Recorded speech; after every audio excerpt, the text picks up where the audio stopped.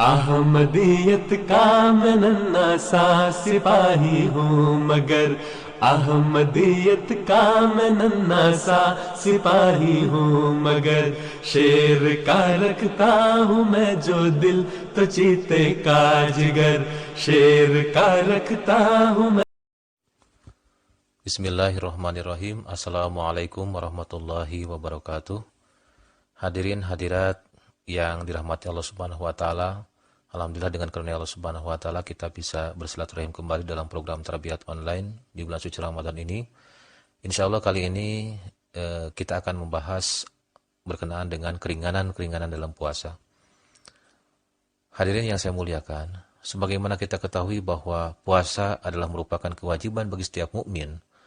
Akan tetapi Allah Subhanahu wa taala memberikan beberapa keringanan bagi orang-orang tertentu sebagaimana firman-Nya, A'udzubillahi minasyaitonirrajim. Bismillahirrahmanirrahim. Ayyaman ma'dudat. Faman kana minkum maridan aw ala safarin fa'iddatun min ayyamin ukhra. وعلى الذين يطيقونه فدية طعام مسكين فمن تطوع خيرا فهو خير له وأن تصوموا خير لكم إن كنتم تعلمون. Yaitu beberapa hari yang telah ditentukan bilangannya, maka barang siapa di antara kamu sakit atau dalam perjalanan, maka hendaklah ia berpuasa sebanyak itu pada hari-hari lain. Dan bagi orang-orang yang tidak sanggup berpuasa, hendaklah membayar fidyah, yaitu memberi makan seorang miskin. Dan barang siapa berbuat kebaikan dengan rela hati, maka hal itu lebih baik baginya. Dan berpuasa itu lebih baik bagimu jika kamu mengetahui. Surah Al-Baqarah ayat 185. Hadirin yang berbahagia, dari ayat tersebut kita bisa mengetahui ada beberapa golongan yang diberikan rukhsah atau keringanan dari Allah Subhanahu wa taala untuk tidak berpuasa, baik sebagian atau seluruhnya di bulan suci Ramadan. Golongan tersebut adalah diantaranya yang pertama yaitu orang-orang yang sakit. Seseorang yang sakit maka dia diberikan keringanan oleh Allah Ta'ala untuk tidak berpuasa. Tetapi ketika ia sudah mendapatkan kesehatannya kembali maka ia hendaknya mengganti utang puasanya itu. Hadrat Khalifatul Masih Tsani radhiyallahu an bersabda, puasa dapat ditinggalkan ketika seseorang sakit dan merupakan jenis penyakit yang apabila berpuasa itu akan menjadi mudarat. Penyakit yang karenanya tidak berpengaruh pada puasa, dengan begitu tidak akan jaiz meninggalkan puasa, artinya tetap dia harus berpuasa. Surat Kabar Al-Fadl, tanggal 11 April tahun 1925. Berkenaan dengan hal ini, Hadrat Aqdas Masih Maud salam bersabda, barang siapa berpuasa pada bulan Ramadan dalam keadaan sakit dan musafir, maka dia menentang perintah Allah Ta'ala. Allah Ta'ala berfirman dengan jelas bahwa orang yang sakit dan musafir jangan berpuasa. Berpuasalah setelah sembuh dari sakit dan selesai melakukan perjalanan. Kita hendaknya mengamalkan perintah Tuhan ini. Karena keselamatan bersumber dari karunia, tidak ada orang yang dapat meraih keselamatan dengan memperlihatkan kekuatan amal perbuatannya. Allah Ta'ala tidak berfirman bahwa baik sakit itu ringan ataupun berat, dan perjalanan itu dekat ataupun jauh, bahkan perintah tersebut bersifat umum. Dan kita hendaknya mengamalkan perintah ini. Seandainya orang yang sakit dan musafir berpuasa, maka mereka dikenakan fatwa melanggar hukum. Ini dimuat dalam surat Kabar Al-Badar, tanggal 17 Oktober tahun 1907. Satu hal yang bisa kita garis bawahi berdasarkan sabda Hadrat Masih Salam ini, bahwa keridhaan Allah Ta'ala hanya bisa kita raih melalui ketaatan terhadap hukum dan perintahnya, bukan karena kekuatannya untuk berpuasa, padahal dia sedang sakit atau safar. Dalam salah satu riwayat disebutkan bahwa ketika ada orang yang sedang sakit, yang sakit parah dan tetap memaksakan untuk berpuasa, sehingga sakitnya menyebabkan orang itu kemudian mati, maka dalam hadis dikatakan bahwa orang itu bukanlah ahli surga, tetapi meninggal dalam keadaan su'ul khotimah atau ahli neraka. Mengapa? Karena dia sudah melanggar hukum Allah Ta'ala. Orang itu tidak taat, yaitu dia tetap berpuasa, padahal Allah merintahkannya untuk tidak berpuasa. Nauzubillahi min dzalik. Hadirin hadirat yang saya muliakan, orang-orang berikutnya yang diberikan keringanan untuk tidak berpuasa adalah mereka yang sedang melakukan perjalanan ataupun musafir. Mereka yang melakukan perjalanan tidak seperti perjalanan rutin dan bukan pula perjalanan dalam kategori pekerjaan, maka ia diberikan kesempatan untuk tidak berpuasa di bulan Ramadan. Dan ini telah diriwayatkan dari Nabi Shallallahu Alaihi Wasallam bahwa beliau bersabda yang artinya, berpuasa ketika bepergian tak termasuk dari kebaikan. Hadis riwayat Tirmizi nomor 644. Hadrat Masih Maud Salam berkenaan dengan hal ini beliau bersabda, seandainya orang yang sakit dan orang yang melakukan perjalanan tetap berpuasa, maka fatwa pelanggaran hukum akan berlaku pada mereka. Keputusan Huzur alaihissalam ini bergantung pada ayat Al-Quran, yaitu fa'iddatu min ayyamin ukhar, maka dia harus menggantinya di hari yang lain. Dan juga didukung oleh pemahaman hadis-hadis Nabi SAW bahwa Rasulullah SAW telah menetapkan orang-orang yang dalam keadaan safar atau yang melakukan perjalanan sebagai rukhsah di bulan suci Ramadan. Ini tercantum dalam hadis riwayat Muslim, jilid 1 halaman 465.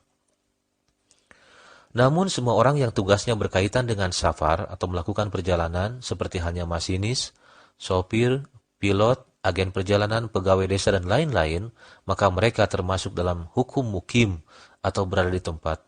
Dan mereka tetap harus berpuasa Ramadan. Ini dijelaskan dalam putusan Majelis Ifta tanggal 26 Februari tahun 1967.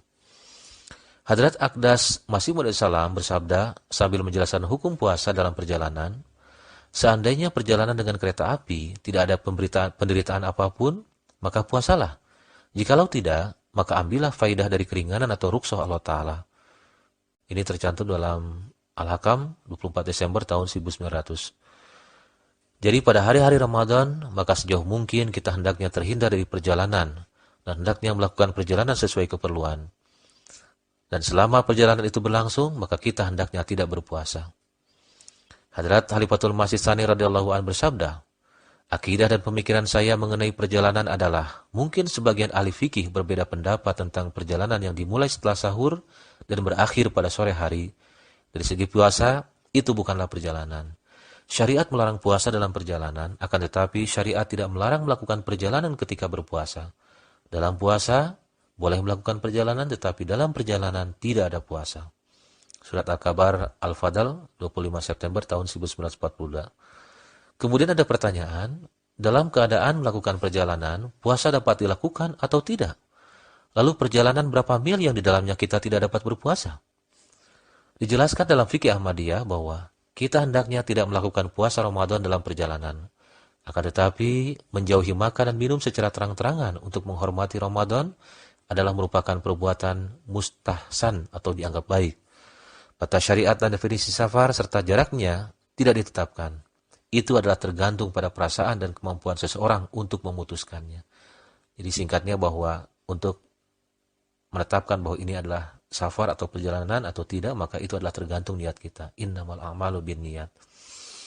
Hadirin hadirat yang dirahmati Allah Subhanahu wa taala. Berikutnya, orang-orang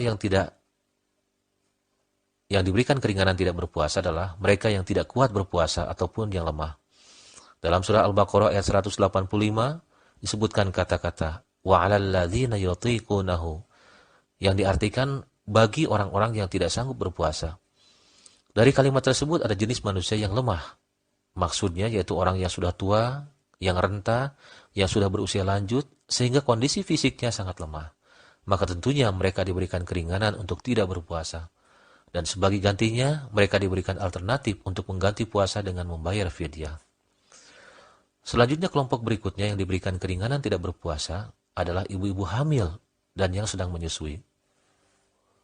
Rasulullah SAW bersabda, mendekatlah, niscaya akan saya jelaskan kepadamu tentang puasa. Sesungguhnya Allah Ta'ala tak mewajibkan puasa atas musafir dan memberikan keringanan separuh sholat untuknya, juga memberi keringanan bagi wanita hamil dan menyusui untuk tak berpuasa. Sungguh Nabi SAW telah menyebut keduanya, yaitu wanita hamil dan menyusui. Hadis riwayat Tirmizi nomor 649. Jadi bahwa wanita yang sedang hamil dan ibu yang sedang menyusui adalah termasuk dalam kategori orang yang diberikan rukhsah untuk tidak berpuasa. Mengapa? Karena secara medis mereka membutuhkan banyak asupan gizi dan makanan sehat untuk pertumbuhan janinnya atau bayinya.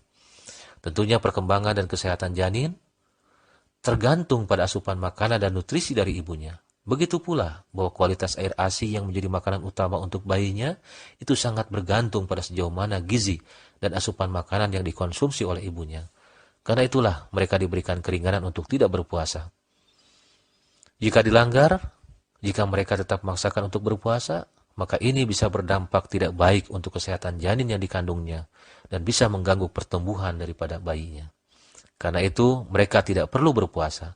Dan sebagai gantinya, mereka diperintahkan untuk membayar fidyah. Selanjutnya, keringanan berikutnya adalah bagi orang yang berperang. Dijelaskan dalam salah satu hadis Rasulullah SAW bersabda, kami berperang bersama Rasulullah SAW pada bulan Ramadan sebanyak 2 kali, yaitu perang Badar dan Fatah Mekah. Kami juga berbuka atau tidak berpuasa pada keduanya. Hadis riwayat Tirmidzi nomor 648. Berperang melawan musuh di medan jihad pastinya membutuhkan kondisi fisik yang prima dan tubuh yang benar-benar sehat dan kuat. Jika berpuasa, dikhawatirkan fisik akan menjadi lemah, sehingga tidak bisa berperang dengan baik. Sehingga saat itu Rasulullah SAW dan kaum muslimin mengambil rukso atau keringanan untuk memutuskan berangkat ke medan perang dalam keadaan tidak berpuasa. Tentunya ini pun merupakan salah satu bentuk ikhtiar untuk bisa memenangkan jihad mengalahkan kaum kufar. Hadirin yang berbahagia, keringanan berikutnya adalah bagi pelajar yang sedang ujian. Untuk para pelajar yang sedang dalam ujian semester atau kelulusan, maka mereka membutuhkan tenaga ekstra untuk memakai otak mereka. Jika mereka puasa, maka ia akan dalam kondisi lemah.